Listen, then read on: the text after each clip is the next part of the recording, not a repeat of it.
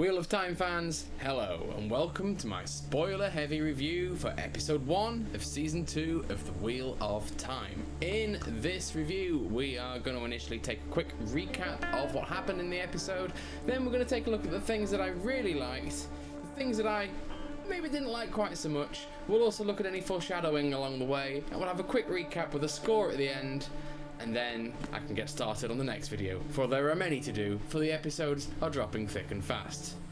Hit the titles!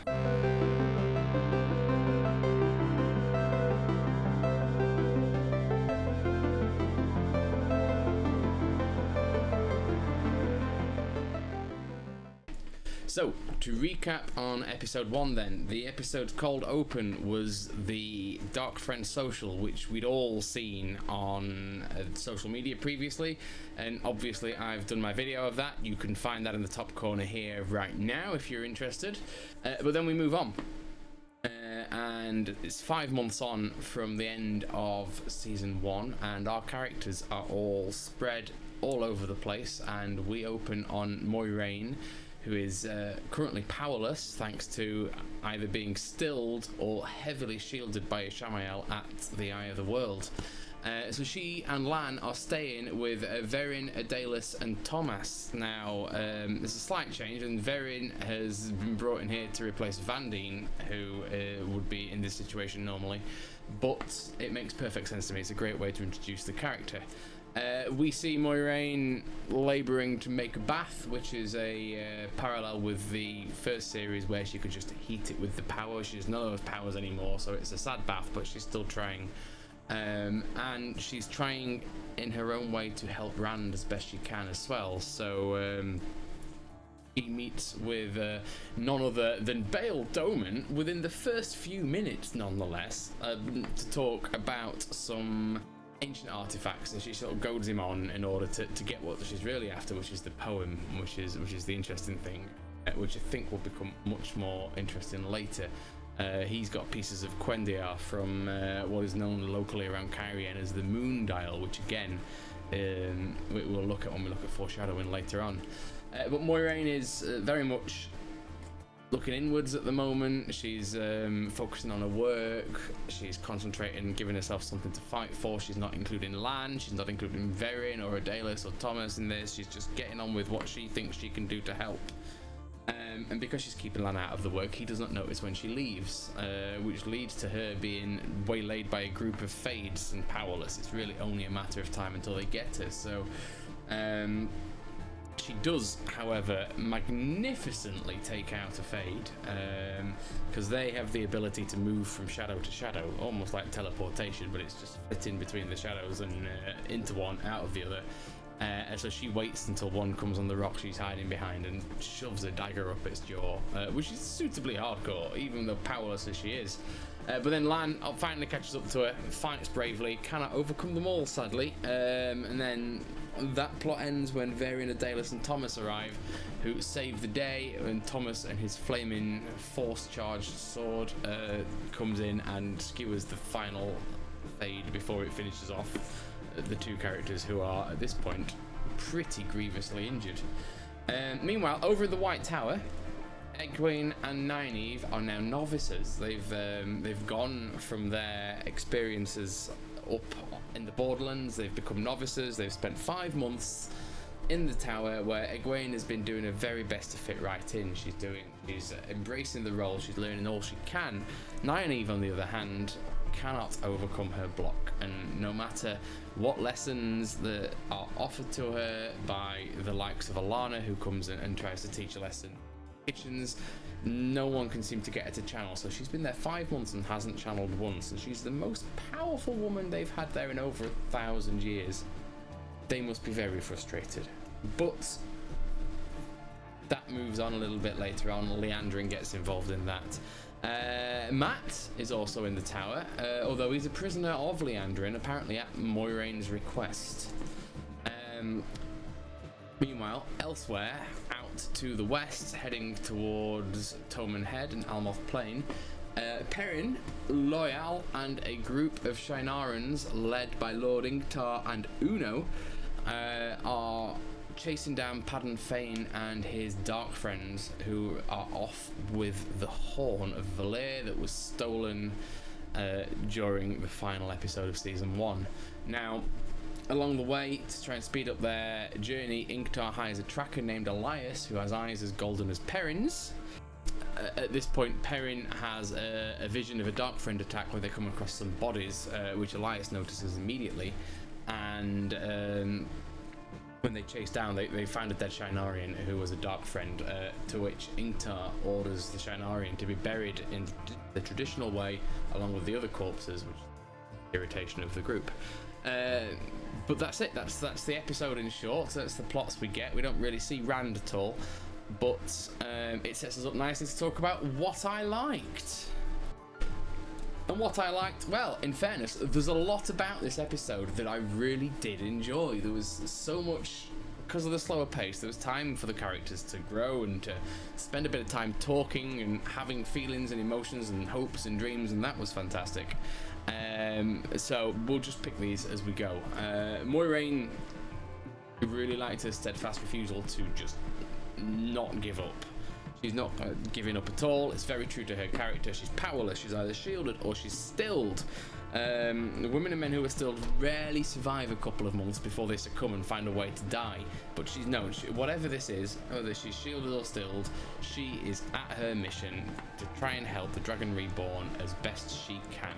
And as I said, when faced with a bunch of Fades slipping through the shadows, she still gets one in the throat, which is, the most Moiraine thing. She'll put herself on the line no matter the cost.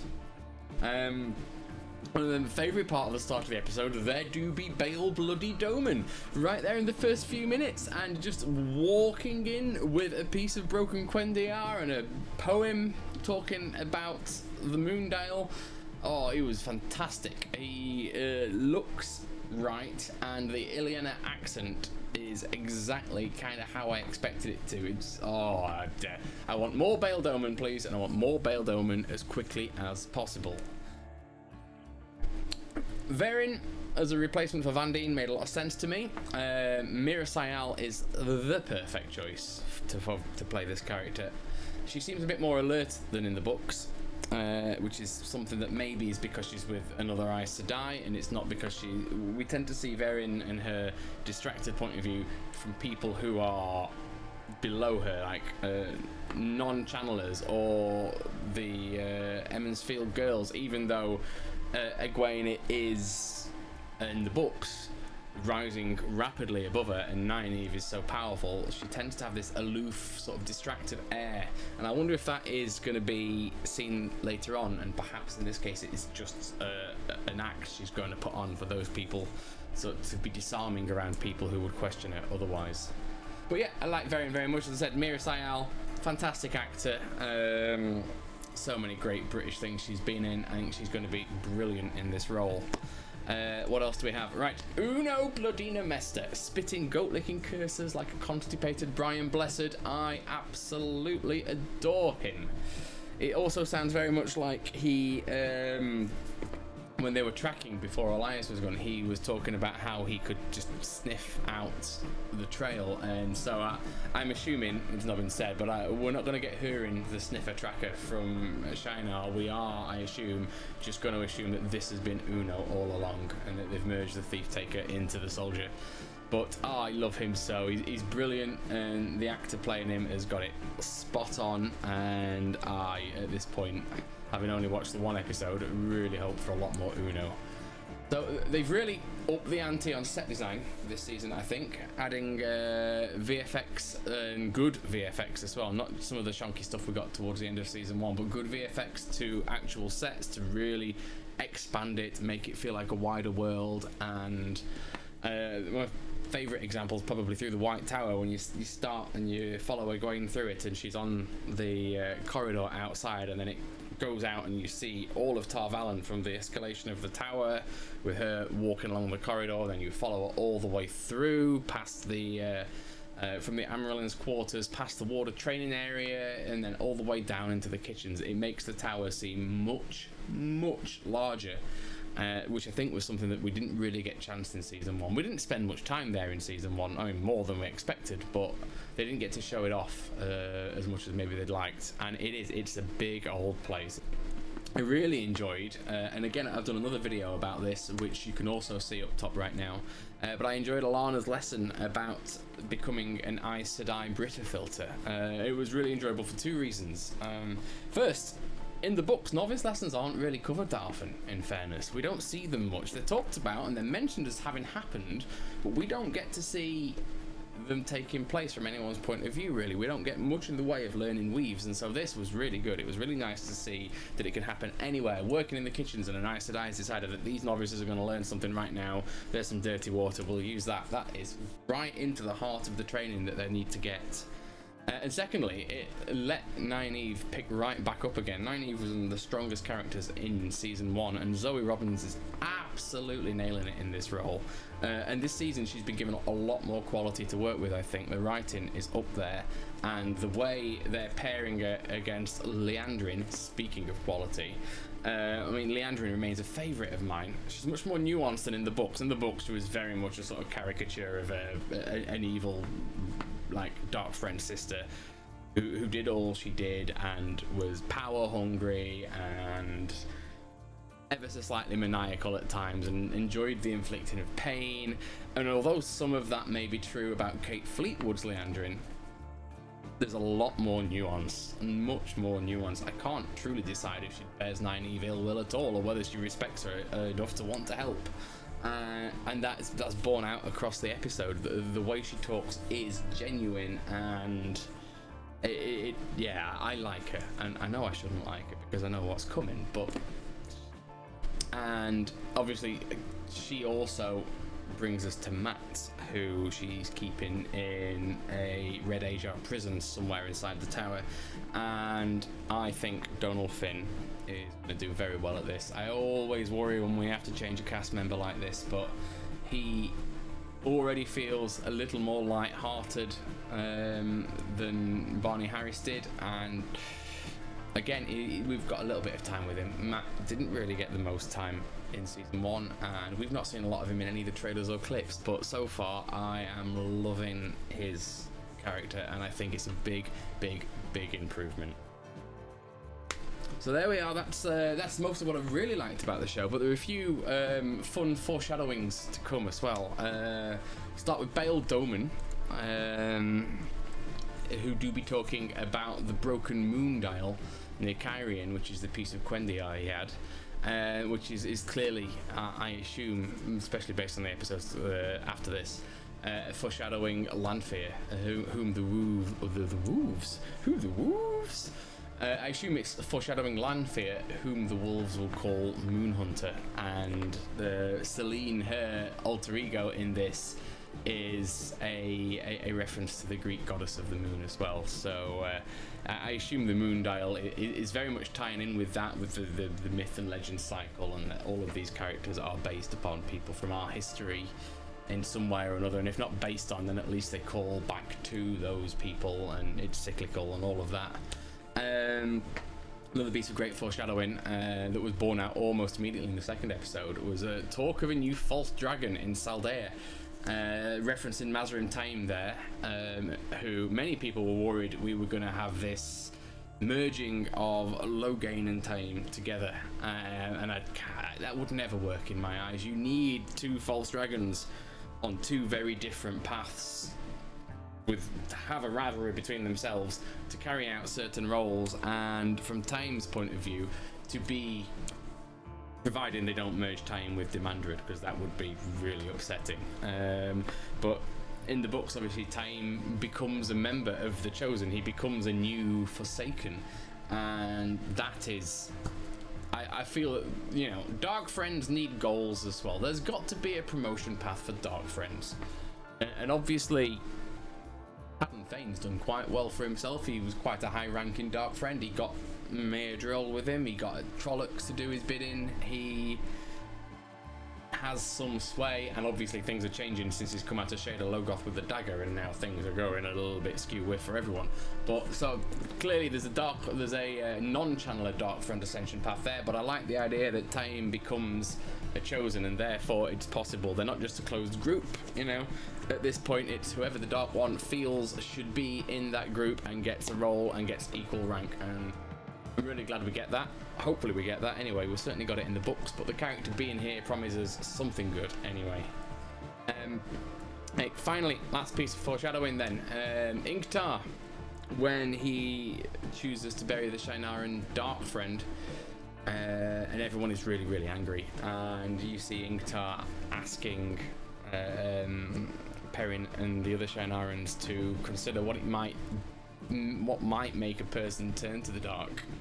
And that is very much because, as we all know, and again I'm going to remind you, all spoilers, so we all know that Ingtar has sworn oaths to the dark himself, and really probably regrets that now, but has no choice, and was one of the people who allowed entry into Fal Dara for the raid on the Horn.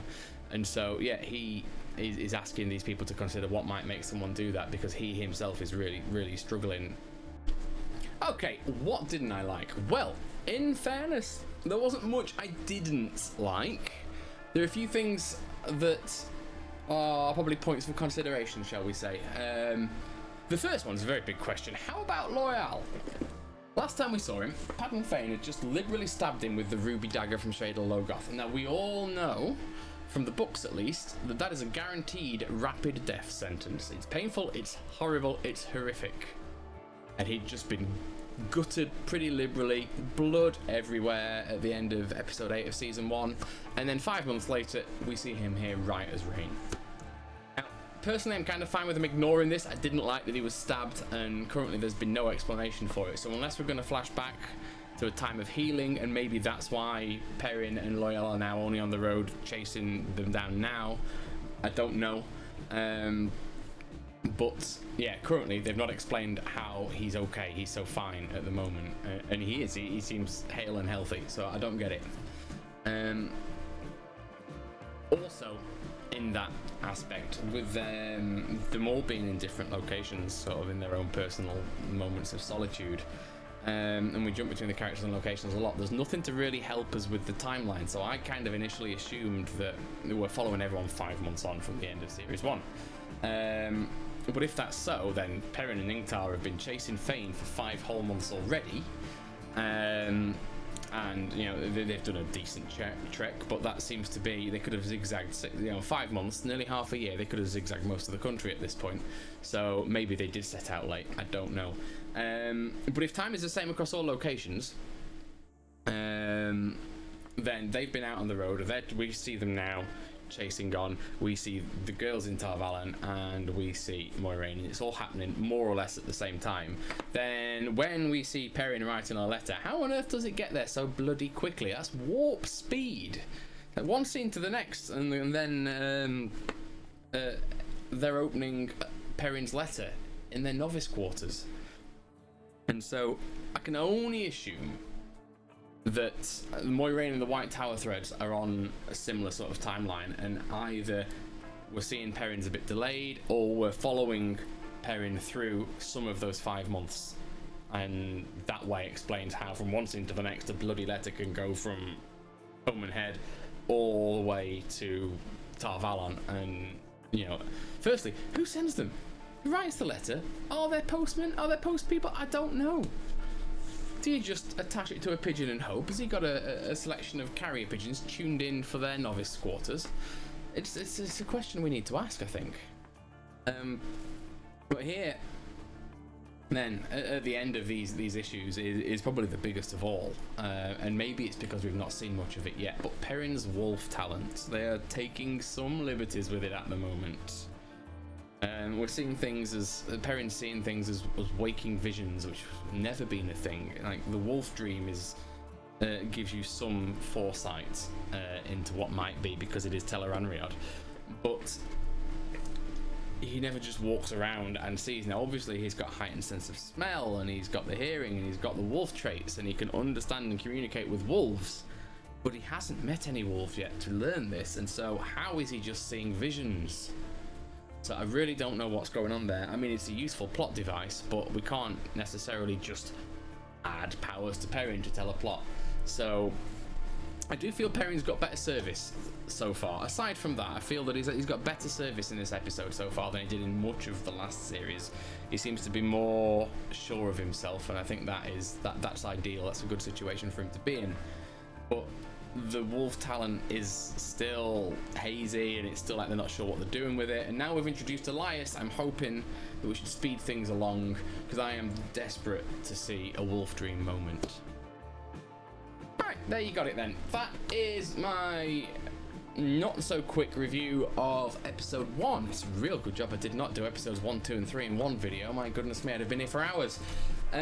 So on the whole, it's much more good than bad. Much more good than bad. It's a real solid start to the show. The changes that they've made to the story suit the show well, help with the adaptation, and for the most part are very good.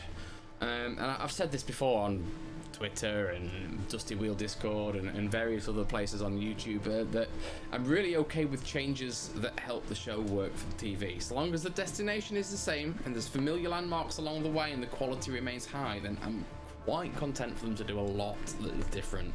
It makes it exciting for me. I've read the books many times. I know everything, and although I want to see everything, I want to see new things. I want to be surprised, and so this is doing that well so far. I'm really enjoying it, and I hope they keep it up. So, with that in mind, let's call this episode a solid 7 out of 10. It's much better a start to this season than a start to the last. And with the improvements across the board in writing, production, location, even so far as to say the colour looks better on the screen, this is a much more promising start to season 2 than I hoped for, and I'm very excited indeed.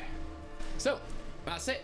Stay tuned for the next video. I'll try and get these reviews out as soon as possible, but obviously I wanted to have all 3 done this week before episode 4 drops, and that's not looking likely right now, so I'll just do them as soon as I get a chance.